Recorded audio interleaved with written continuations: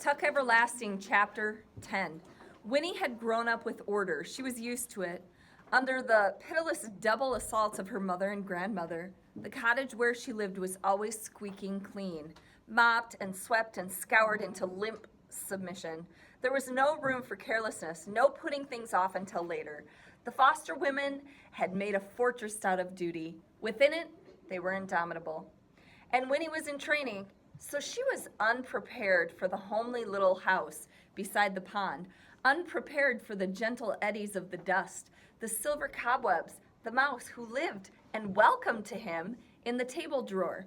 There were only 3 rooms. The kitchen came first, with an open cabinet where dishes were stacked in perilous towers without the least regard for their varying dimensions. There was an enormous black stove and a metal sink, and every surface, every wall, was piled and strewn and hung with everything imaginable, from onions to lanterns to wooden spoons to wash tubs, and in a corner stood Tuck's forgotten shotgun. The parlor came next, which is a fancy word for a living room, where the furniture, loose and sloping with age, was set about helter-skelter. That means it's just all in every direction. It makes no sense how the furniture is arranged. An ancient green plush sofa lolled alone in the center, like yet another mossy fallen log, facing a soot-streaked fireplace still deep in last winter's ashes. So they didn't even clean out the ashes from the fireplace last winter.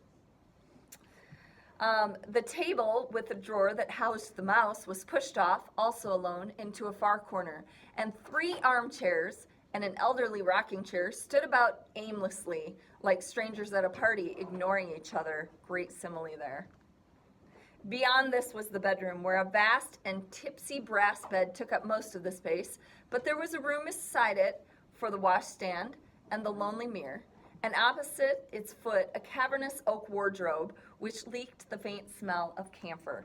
A wardrobe is a closet, but it's not a built-in closet. It's just a big wooden thing, kind of like an armoire, if you know what that is. Okay? Up a steep flight of narrow stairs was a dusty loft. That's where the boys sleep when they're home, May explained, and that was all. And yet it was not quite all, for there were everywhere evidence of their activities.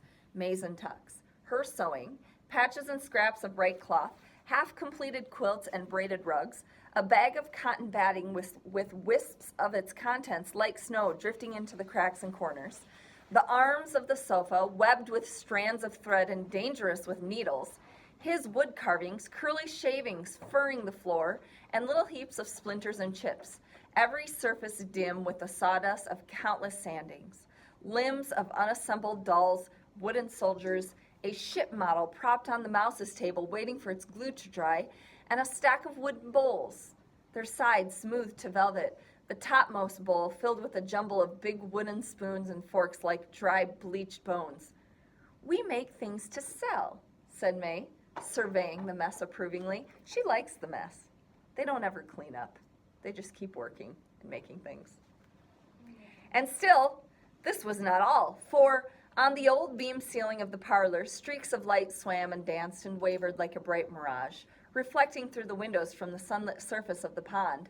There were bowls of daisies everywhere, gay white and yellow, and over everything was the clean, sweet smell of the water and its weeds, the chatter of a swooping kingfisher, the carol and the trill of a dozen other kinds of birds, and occasionally the thrilling bass note of an unastonished bullfrog at the eaves of somewhere along the muddy bank. Into it all came Winnie, eyes wide and very much amazed. It was a whole new idea to her that people could live in such disarray, but at the same time she was charmed. It was comfortable. Climbing behind May up the stairs to see the loft, she thought to herself, maybe it's because they think they have forever to clean it up. And this was followed by another thought far more revolutionary. Maybe they just don't care. "The boys don't be home very much," said May as they came up to the half light of the loft. "But when they are, they bed up here. There's plenty of room." The loft was cluttered too, with all kinds of odds and ends, but there were 2 mattresses rolled out on the floor, and fresh sheets and blankets were folded almost neatly on each, waiting to be spread. Where do they go when they're away? Winnie asked. What do they do? Oh, said May.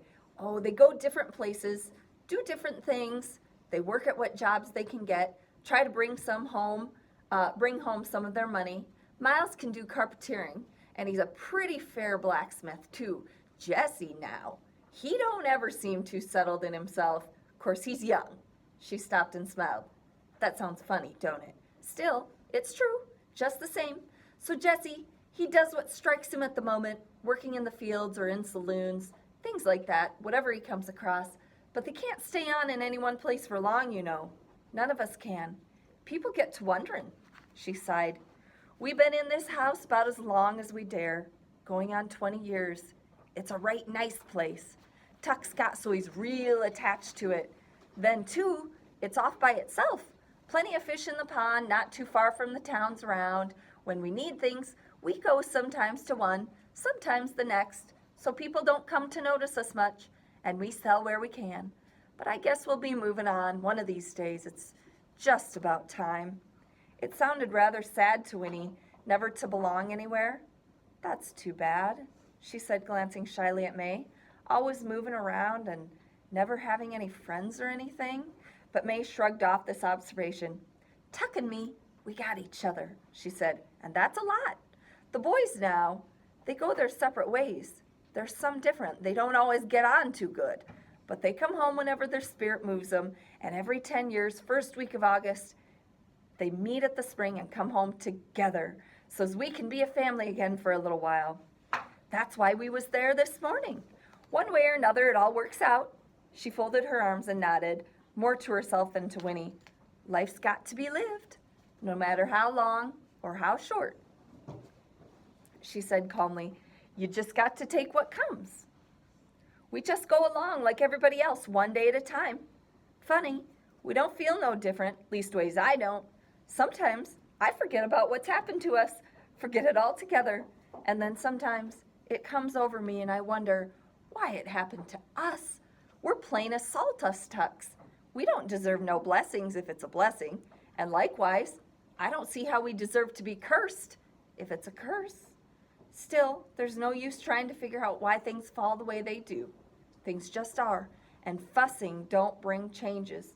Tuck now, he's got a few other ideas, but I expect he'll tell you. There, the boys are in from the pond. Winnie heard a burst of voices downstairs, and in a moment Miles and Jessie were climbing to the loft. Here, child, said May hastily, hide your eyes. Boys, are you decent? What'd you put on to go swimming in? I got Winnie up here, do you hear me? For goodness sakes, Ma, said Jessie, emerging from the stairwell. You think we're going to march around in all together with Winnie Foster in the house? And Miles behind him said, we just jumped in with our clothes on, too hot and tired to shed 'em. It was true. They stood side by side with their wet clothes plastered to their skin, little pools of water collecting at their feet. Well, said May, relieved, all right, find something dry to put on. Your pa's got supper nearly ready. And she hustled Winnie down the narrow stairs.